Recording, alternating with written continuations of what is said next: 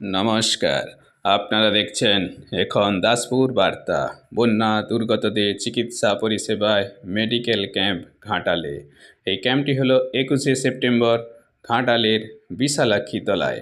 বন্যা দুর্গতদের মধ্যে ইতিপূর্ব থেকেই অসুস্থ থাকা কিংবা নতুনভাবে অসুস্থ হওয়া মানুষদের চিকিৎসার জন্য বোটে চেপে ডাক্তার, নার্স, আশা দিদিমণিগণ শিবিরে পৌঁছে পরিষেবা দিয়েছেন।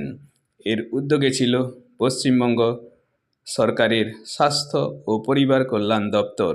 স্থানীয় ডোঙাইছড়ি ঘাটাল মহকুমা শাসক সুমন বিশ্বাস এই মেডিকেল ক্যাম্পে চিকিৎসা পরিষেবা পরিদর্শন করেছেন।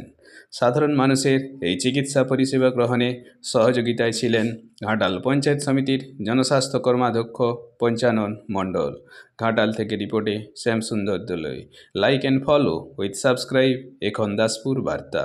এই দাসপুর বার্তায় যুক্ত হন, আলোর পথে এগিয়ে চলুন।